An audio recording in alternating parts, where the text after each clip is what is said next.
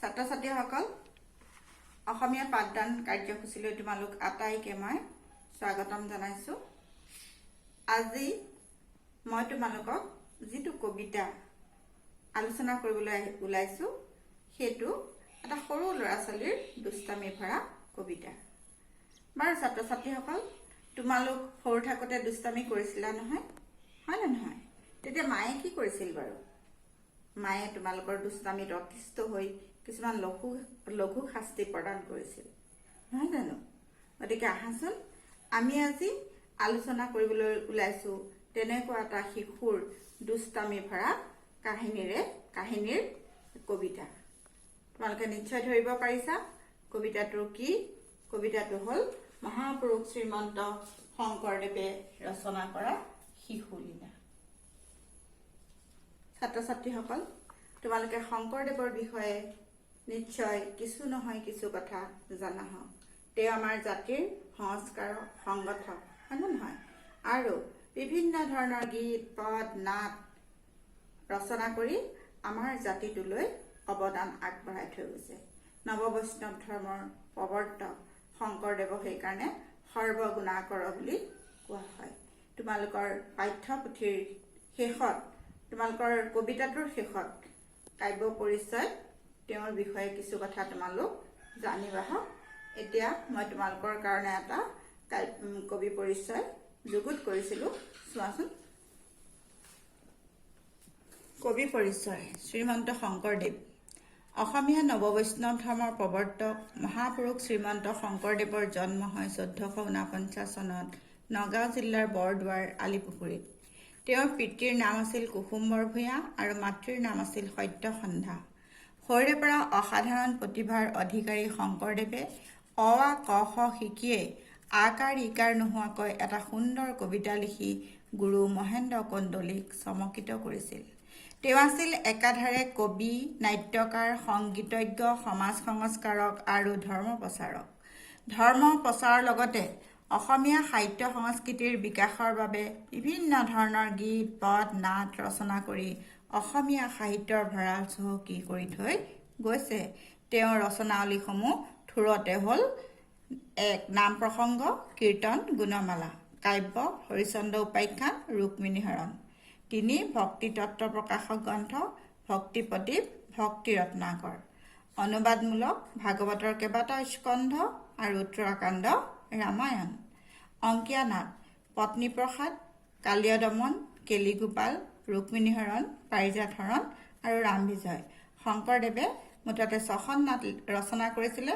সেই নাটকেইখনক কি বুলি কোৱা হয় জানা নহয়? অংকীয়া নাট বুলি কোৱা হয়। গীত: বৰগীত, টুটয় আৰু চপয় আৰু ভটিমা। অসমীয়া জাতি তথা ভাষা সাহিত্যক উচ্চ স্থানত প্ৰতিষ্ঠা কৰি থৈ যোৱা সৰ্বগুণাকৰ মহাপুৰুষ শ্ৰীমন্ত শংকৰদেৱে 1568 খ্ৰীষ্টাব্দত প্ৰায় 74 বছৰ বয়সত কোচবিহাৰৰ ভেলা মধুপুৰত ইহলীলা সম্বৰণ কৰে। ছাত্ৰ ছাত্ৰীসকল, তোমালোকৰ পাঠ্যপুথিটো কিছু শংকৰদেৱৰ বিষয়ে পৰিচয় পাবা, টোকা পাবা। তোমালোকে তাৰ পৰা কিছু সংগ্ৰহ কৰিবা বুলি আশা ৰাখিলোঁ। এতিয়া আমি আহোঁ কবিতাটোৰ মাজলৈ। কবিতাটোৰ শিৰোনাম শিশুলীলা। কবি শ্ৰীমন্ত শংকৰদেৱ। দিনেক যশোদা নন্দ যায়া, আপুনি মঠন্দ দধি গয়া। দিনেক যশোদা, এদিনাখন যশোদা। যশোদা কোন তোমালোকে নিশ্চয় জানা। যশোদা হ'ল নন্দ ৰজাৰ পত্নী আৰু কৃষ্ণৰ মাক, হয় নে নহয়? ইয়াত জায়া বুলি ভাৰ্যা অৰ্থাৎ নন্দৰ ভাৰ্যা বা পত্নীৰ কথা কৈছে। আপুনি মথনতে দধি গয়া। যশোদাই আনন্দ মনেৰে কি কৰিছিলে? দধি মথন কৰি আছিল। কৃষ্ণৰ শৈশৱ লীলাক স্মৰি, কৃষ্ণ গীত গাৱন্ত সুন্দৰী। কৃষ্ণৰ শৈশৱ কালৰ স্মৃতি ৰোমন্থন কৰি গুণ গুণাই গান গাই আনন্দ মনেৰে কি কৰিছিলে? সুন্দৰী যশোদাই দধি মথন কৰি আছিল। সৌম্য বস্ত্ৰ পিন্ধি দিব্য কাছে, কটিত মেখেলা বান্ধি আছে। পুত্ৰ স্নেহে শ্ৰব্যে দুয়ো স্তন, আজোৰন্তে লৰে ঘনে ঘন। সৌম্য বস্ত্ৰ মানে হ'ল পাটৰ কাপোৰ। সৌম্য বস্ত্ৰ পিন্ধিছে আৰু কটিত মানে কঁকালত মেখেলা পৰিধান কৰিছে। তোমালোকে জানাই যে নন্দ যিহেতু গোৱালসকলৰ ৰজা, সেই সূত্ৰে যশোদা কি বাৰু ৰাণী, হয় নে নহয়? গতিকে তেওঁ সেইকাৰণে কি পিন্ধিছে, তেওঁ উচ্চ মান বিশিষ্ট পোছাক পৰিধান কৰিছে। ৰুণঝুণ কেউৰ কংকন শ্ৰমজলে উজ্জ্বল বনম, কৰ্ণত কুণ্ডল দুলে আতি সখী পৰে খোপাৰ মালতী। ৰুণঝুণ কেউৰ কংকন, তেওঁ কি কৰিছে, বিভিন্ন ধৰণৰ আ অলংকাৰো পৰিধান কৰিছে। কৰ্ণত কুণ্ডল অৰ্থাৎ কাণত ফুলি পিন্ধিছে, হাতত কংকন পিন্ধিছে অৰ্থাৎ খাৰু পিন্ধিছে। আৰু দধি মথন কৰি থাকোঁতে তেওঁ যিটো লৰচৰ হৈছে, লৰচৰ হওঁতে সেই অলংকাৰবিলাকৰ শব্দ বৰ ধুনীয়া এটা ৰুণঝুণ এটা শব্দৰ সৃষ্টি হৈছে। শ্ৰমজলে উজ্জ্বল বদন, আৰু পৰিশ্ৰম কৰোঁতে যিটো ঘাম ওলাইছে, গাৰ যিটো ঘাম ওলাইছে, সেই ঘামটোৱে শ্ৰমজলে কি হৈছে, গোটেই বদনটো মুখখন আৰু বেছি উজ্জ্বল কৰি তুলিছে। কৰ্ণত কুণ্ডল দুলে আতি সখী পৰে খোপাৰ মালতী, আনন্দ মনেৰে দধি মথন কৰি থাকোঁতে কি হৈছে, খোপাও খোল খাই গৈছে আৰু খোপাত মাৰি থোৱা মালতী ফুলপাহো সৰি পৰিছে। এহিমতে মথনতে প্ৰয়াসী মাক ধৰিলা কৃষ্ণ আহি। এইদৰে প্ৰয়াসী অশেষ যত্ন কৰি, প্ৰয়াসী শব্দৰ অৰ্থ হ'ল যত্ন কৰি, এইদৰে যত্ন কৰি দধি মথন কৰি থাকোঁতেই পিছফালৰ পৰা আহি পেলাই কৃষ্ণই কি কৰিছে, মাকক সাৱটি ধৰিছে। মথনিত ধৰিয়া নিষেধি মথিবাক নেদে আৰ দধি। মথনি, মথনি মানে হ'ল গাখীৰ ঘুটিবলৈ ব্যৱহাৰ কৰা এবিধ সঁজুলি। মথনিত ধৰি বাধা দিছে। মথনিত ধৰি কি কৰিছে, কৃষ্ণই যশোদাক আৰু দধি মথন কৰিব নিদিয়ে। মথিবাক নেদ আৰ দধি, আৰু দধি মথন কৰিবলৈ নিদিয়ে অৰ্থাৎ বাধা দিছে। হাঁহি কুলে লৈলা নন্দ জায়া, দিলা স্তন পুত্ৰ মুখ ছায়া। উপায় নাপায় যশোদাই কৃষ্ণক হাঁহি হাঁহি কোলাত তুলি লৈছে আৰু স্তন পান কৰিবলৈ দিছে। দেখন্তে উঠলি দুগ্ধ পৰে, পুত্ৰ এৰি গৈলন্ত লৱৰে। তেনেকুৱাতে যশোদাই দেখিবলৈ পাইছে যে পাত্ৰৰ পৰা গাখীৰ উতলি পৰি গৈছে। তেওঁ সেই কৃষ্ণক কোলাৰ পৰা নমালে, নমাই পেলাই গাখীৰৰ পাত্ৰটো নমাবলৈ গ'ল। স্তন পিবে নাপায়া কৃষ্ণৰ, কাম্পে কোপে অৰুণ অধৰ। দশন কামুৰি আতি চান্দ, শিলায়ে ভাঙিলা দধি ভাণ্ড। স্তন পিবে নাপায় অৰ্থাৎ আধা খাই থকা গাখীৰ মাকে নমাই থৈ যোৱাৰ কাৰণে, অৰ্থাৎ খাবলৈ নোপোৱাৰ কাৰণে কৃষ্ণৰ বৰ খং উঠিল, আৰু খঙত দাঁত ওঠ, অধৰ মানে হ'ল ওঠ, দাঁত ওঠ কামুৰি খঙতে কি কৰিলে, লৱণো ভৰ্তি কলহবিলাক শিলত ঠেকেচি ঠেকেচি ভাঙিবলৈ ললে। মহাকূপে কোঠা পখিলন্ত, সিঞ্চিৰাই লৱণো ভোজন্ত। মহাকূপে মানে খুব খঙেৰে, য'ত তেওঁলোকৰ লৱণো সংগ্ৰহ কৰি থৈছিল, লৱণো থৈছিল, সেই কোঠাটোলৈ কৃষ্ণ প্ৰৱেশ কৰিছিলে। পখিলন্ত মানে প্ৰৱেশ কৰা, আৰু সিঞ্চিৰাই লৱণো য'ত যিমান আছিলে চব সিঁচৰিত কৰি পেলালে। আহিলা যশোদা নমাই শিৰ, দেশৰ সান্দি ভাঙিলা দধি। তেনেকুৱাতে যশোদাই কলহ গাখীৰৰ সেই পাত্ৰটো নমাই আহি দেখে যে কৃষ্ণ কি কৰিছে, গোটেই বস্তুবোৰ আলাআঠানি কৰিছে, নষ্ট কৰি পেলাইছে। দেশৰ সান্দি ভাঙিলা দধিৰ, ইয়াৰ উপৰিও দধি থোৱা পাত্ৰবিলাকো ভাঙি পেলাইছে। জানিলা পুত্ৰৰ কৰ্ম গোপী, হাঁহিয়া দেখিয়া পহি সুপি। যশোদা আৰু জানিবলৈ বাকী নাথাকিল, এয়া নিশ্চয় কৃষ্ণৰে কৰ্ম হ'ব। তাৰ হাঁহি হাঁহি তেওঁ কি কৰিলে, কৃষ্ণক চাবলৈ ধৰিলে। উৰল ওপৰে বসি হৰি, ভোজন্ত লৱণো চুৰি কৰি। যশোদাই দেখিবলৈ পালে, ক'ত দেখিবলৈ পালে কৃষ্ণক, যে উৰালৰ ওপৰত কৃষ্ণ বহি লৈছে আৰু লৱণো খাই আছে। সিকিয়াৰ পৰা নমাই আনি বানৰকো তেন্ত দলি হানি। সিকিয়া হ'ল ৰছীৰে প্ৰস্তুত কৰা বস্তু আঁৰি থব পৰা একোটা সঁজুলি। তাৰ পৰা কি কৰিছে, লৱণৰ সেই কলহবিলাক আনিছে, আনি পেলাই নিজেও খাইছে আৰু বান্দৰকো দলিয়াই খাবলৈ দিছে। শংকিত নয়নে নাহি শাৰী, দেখিয়া যশোদা লৈলা পাৰি। শংকিত নয়নে কুপদৃষ্টিৰে খুব খঙেৰে যশোদাই তালৈ চাইছে, কিন্তু অকণো কাটকুট নকৰা দেখি উপায়বিহীন হৈ যশোদাই হাতত এছাৰি ল'বলৈ বাধ্য হৈছে। বাৰু ছাত্ৰ ছাত্ৰীসকল, তোমালোককো মায়ে তেনেকৈ কৰে নিশ্চয়। যেতিয়া তোমালোক বেছি দুষ্টামি কৰা তেতিয়া মাহঁতেও অতিষ্ঠ হয়, হয়নে নহয়? ঠিক সেইদৰে কৃষ্ণৰ দুষ্টামি ভৰা কাৰ্যত মাক যশোদা অতিষ্ঠ হৈছে আৰু মাকে কৃষ্ণক লঘু শাস্তি হিচাপে এছাৰি এডাল, লঘু শাস্তি দিবৰ কাৰণে এছাৰি এডাল হাতত তুলি লৈছে। ছাত্ৰ ছাত্ৰীসকল, মই আজি ইমানতে শিশুলীলা কবিতাটিৰ প্ৰথম খণ্ড মই শেষ কৰিছোঁ।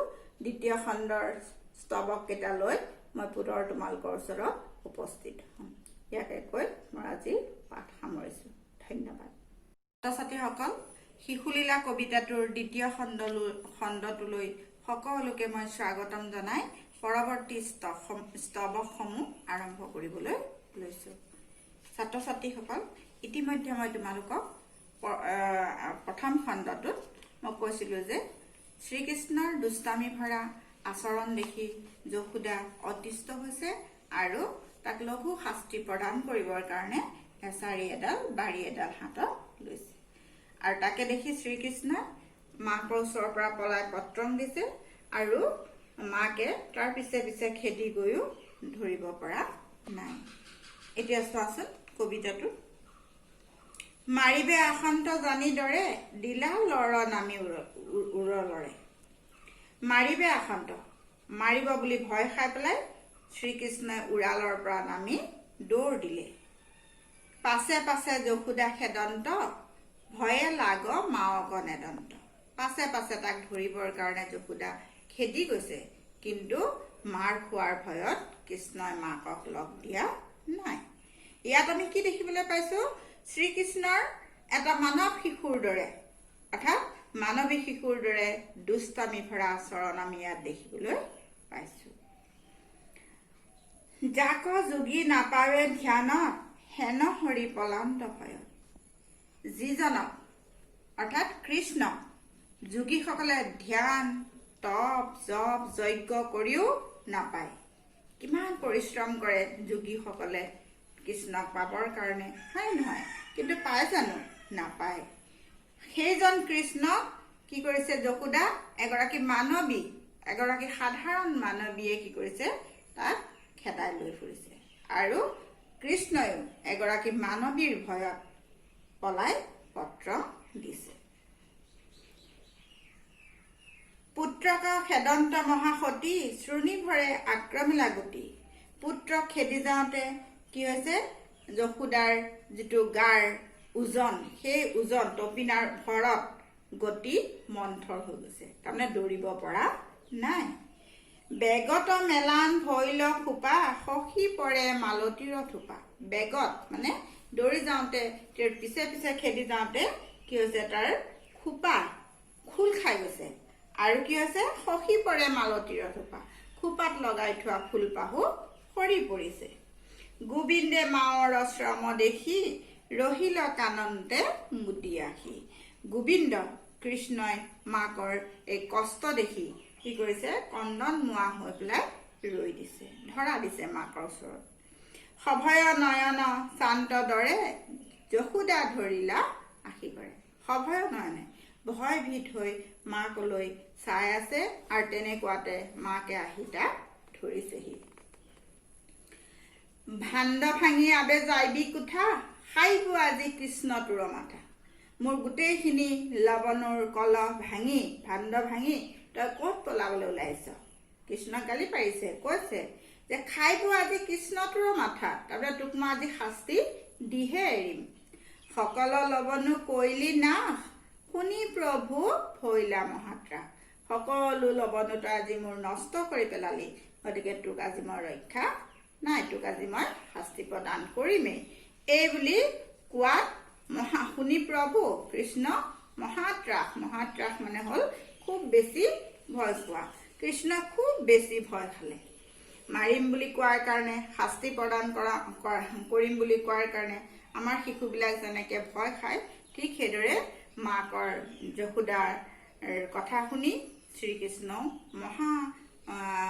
মহাত্ৰাসে মানে খুব বেছি ভয় খাইছে। দেখি বাৰী এৰিলাহা সতী কৃষ্ণক বান্ধিবে ভৈলামতী। কৃষ্ণৰ এনেকুৱা ভয়াতুৰ মুখখন দেখি যশোদাৰ বেয়া লাগিল। মাতৃৰ যিটো মমতা, সেই মমতাটো ইয়াত জাগি উঠিছে। আৰু কি কৰিছে, কৃষ্ণক মাৰিবলৈ এচাৰিডাল পেলাই নামাৰো আৰু কৃষ্ণক কি কৰিলে, বান্ধিবৰ কাৰণে ইয়াক বান্ধিয়ে থওঁ বুলি ৰছীৰ বা জৰীৰ যোগাৰ কৰিবলৈ ধৰিলে। নাহি আদি অন্ত পূৰ্বাপৰ পূৰ্ণ ব্ৰহ্ম জগত ঈশ্বৰ। নাহি আদি অন্ত, যিজন অনাদি অনন্ত পূৰ্বাপৰ, তেওঁ সেই পূৰ্ণবৰ্ম জগত ঈশ্বৰ আজি কি হৈছে, সাধাৰণ গোৱালী এগৰাকীৰ ঘৰত তনয় হিচাপে জন্ম লাভ কৰিছে। ইয়াত আমি শ্ৰীকৃষ্ণৰ দুমুখীয়া ব্যক্তিত্ব প্ৰকাশ পোৱা দেখিবলৈ পাওঁ। এফালে দুষ্টামি ভৰা শিশু কৃষ্ণ, মানৱ আচৰণ, আৰু আনহাতে পৰম ব্ৰহ্মা, পৰম সৃষ্টিকৰ্তাৰ যিটো মহত্ব ইয়াত প্ৰকাশ পাইছে। তাহাংক তনয় মানি বলে যশোদা বান্ধন্ত পুৰুষ হলে। সেই কৃষ্ণকে অনাদি অনন্ত সৃষ্টিকৰ্তা পূৰ্ণ ব্ৰহ্ম জগত ঈশ্বৰ কৃষ্ণক কি কৰিছে, তনয় হিচাপে মানি, নিজৰ পুত্ৰ হিচাপে মানি লৈ আজি যশোদাই উৰালত বান্ধিবলৈ স্থিৰ কৰিছে, উৰালত বান্ধিবলৈ লৈছে। বান্ধন্ত কৃষ্ণক আনি ধৰি নোজোৰে আংগুল দুইজৰি। বাৰে বাৰে শ্ৰীকৃষ্ণক বান্ধিবলৈ চেষ্টা কৰিছে যশোদাই, কিন্তু বাৰে বাৰে কি হৈছে, দুই আঙুল জৰি চুটি হৈ গৈছে, কম হৈ গৈছে, অৰ্থাৎ কৃষ্ণক বান্ধিব পৰা নাই।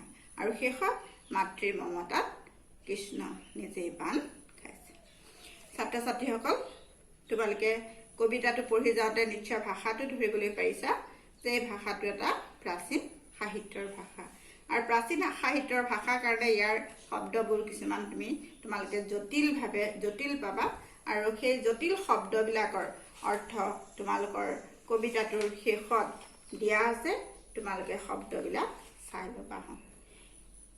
ইয়াৰ পাছতে মই তোমালোকৰ বাবে কবিতাটোৰ মূল ভাৱটো যুগুত কৰিছিলোঁ। তোমালোকে চাই পেলাই কবিতাটোৰ মূল ভাৱ চাই পেলাই তোমালোক ল'বা, ইয়াৰ পৰা লিখি ল'বা।